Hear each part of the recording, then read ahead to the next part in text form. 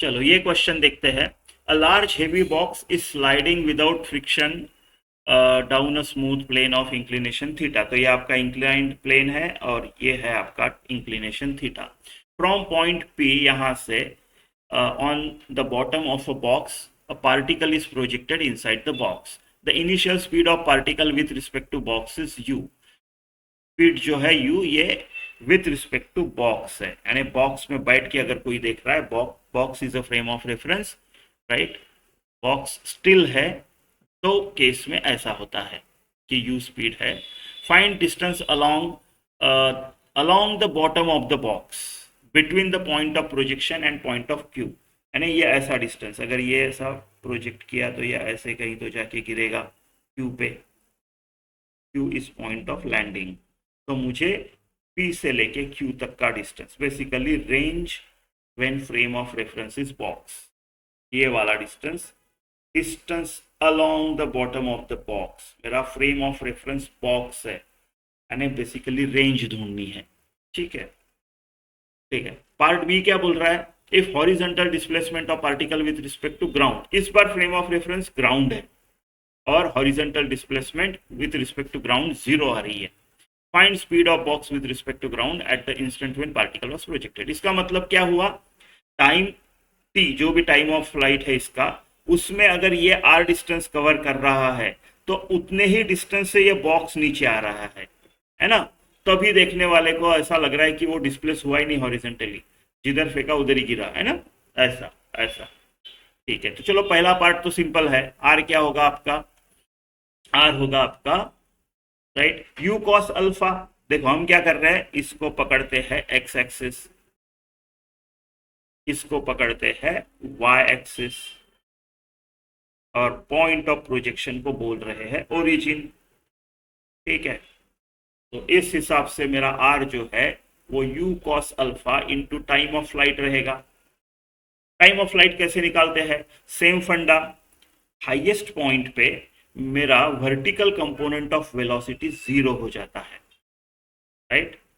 तो v is equal to u minus g t लगाऊंगा मैं। u क्या है? u sine alpha minus g t. तो मेरा t क्या होगा? अच्छा, यहाँ पे g यूज नहीं करना है हमको, क्योंकि जो आपका एक्सेलरेशन है along this is not along y, is not g any more, क्योंकि आपका इंक्लाइंड है। तो ये हो गया आपका g, ऑलवेज वर्टिकली डाउनवर्ड्स। तो इसका ये कंपोनेंट जो है ये आपका होगा जी कॉस थीटा। कैसे? देखो ये थीटा, राइट, ये थीटा, ये 90 माइनस थीटा, ये टोटल 90, तो ये थीटा, ठीक है नहीं। तो ये क्या होगा? ये इधर का कंपोनेंट क्या होगा उसका? जी साइन थीटा, जी कॉस थीटा, जी साइन थीटा। तो चलो, तो ये आपका आएगा जी कॉस थीटा इंटू टी। तो आपका जो टाइम आएगा, यहाँ तक का टाइम, हाँ, टाइम ऑफ फ्लाइट के लिए डबल करना पड़ेगा इसको, तो टाइम जो यहाँ तक का है वो है u sine alpha upon g cos theta. तो आपका टाइम ऑफ फ्लाइट जो आएगा वो 2u sine alpha upon g cos theta, ये हो गया आपका टाइम ऑफ फ्लाइट। ठीक है, तो आपकी रेंज क्या होगी? पहले पार्ट का आंसर होगा आपका u cos alpha into t, क्या लिखेंगे? 2u sine alpha upon g cos theta, right. तो 2 sine alpha cos alpha sine 2 alpha, u square sine 2 alpha upon g cos theta. ये आपका पार्ट वन का answer हो गया। पार्ट वन का answer हो गया distance along the bottom of the box from point of projection to where it lands is this much. ठीक है, अभी पार्ट बी पे फोकस करते हैं। देखो पार्ट बी क्या बोल रहा है, ग्राउंड से देखा तो उसकी हॉरिजॉन्टल डिस्प्लेसमेंट 0.3, मुझे speed of the box with respect to ground. मान लो ये टाइम पे ये जो बॉक्स की स्पीड है, ये जो बॉक्स की स्पीड है, ये टाइम पे जब प्रोजेक्ट किया गया, मान लो यू डैश है, यू डैश है, ये यू है, इसको मैं पकड़ रहा हूं एक्स एक्सिस, इसको पकड़ रहा हूं y axis, point of projection हो गया मेरा ओरिजिन, राइट। आपका जी हमेशा आता है नीचे नीचे, तो आपका अलोंग वाई एक्सिस आपका है जी कॉस थीटा। ये कैसे आया, ये पिछले पार्ट में हमने सब किया है, तो इसको फिर से नहीं लिखता हूं मैं, ठीक है। ये जी साइन थीटा, ये सिचुएशन है, ठीक है। तो हॉरिजेंटल डिस्प्लेसमेंट क्या रहेगी with respect to ground, right. Horizontal with respect to ground जो है वो क्या रहेगा मेरा, वो रहेगा इसकी रेंज टाइम ऑफ फ्लाइट में, मान लो ये पी से लेके क्यू तक पहुंचा, राइट। तो पी क्यू, लेकिन उतने ही टाइम पे ट्रेन कितनी इधर आई, ट्रेन नहीं, क्या है अपना बॉक्स कितना स्लाइड हुआ, राइट। तो बॉक्स कितना स्लाइड हुआ, चलो डिस्प्लेसमेंट ऑफ ट्रेन क्यों पकड़ रहा हूं, ये है आपका बॉक्स, बॉक्स, राइट। तो बॉक्स जो है वो कितना है, उसकी displacement u dash is initial velocity यहाँ पे बॉक्स की, तो u dash U T plus half g sine theta is acceleration in this direction, T square time of flight का स्क्वायर, ये टाइम ऑफ फ्लाइट है ये, राइट। तो कितना बॉक्स ने कवर किया, राइट। अब ये जीरो दिखता है उसको, तो बस इसको सॉल्व करना है। पी क्यू कितना आएगा, ठीक है, एक्स बॉक्स तो निकाल लिया, पी क्यू कितना आएगा, देखो पी क्यू लास्ट टाइम जितना नहीं आएगा, क्यों, क्योंकि वो विथ रिस्पेक्ट टू बॉक्स था, ये विथ रिस्पेक्ट टू ग्राउंड है, राइट। तो यहाँ पे जो इनिशियल वेलोसिटी रहेगी वो अलग रहेगी, ठीक है। वर्टिकल कंपोनेंट पे कोई फर्क नहीं पड़ेगा, वर्टिकल यानी अलोंग एक्स एक्सिस ये वाला जो कंपोनेंट है उस पर कोई फर्क नहीं पड़ेगा, लेकिन जो अलोंग एक्स एक्सिस है, अलोंग वाई एक्सिस पे कोई फर्क नहीं पड़ेगा, लेकिन जो अलोंग एक्स एक्सिस है इनिशियल वेलोसिटी उसकी, जो u अलोंग एक्स एक्सिस आएगा, राइट, जो u अलोंग एक्स एक्सिस आएगा, इस बार वो क्या होगा आपका u कॉस अल्फा, जिससे बॉक्स से फेंका, लेकिन बॉक्स भी नीचे एक्सेलरेट हो रहा है, माइनस बॉक्स का उस टाइम का पॉइंट ऑफ प्रोजेक्शन के वक्त का बॉक्स का वेलोसिटी, ऐसे आएगा आपका यू एक्स, ठीक है।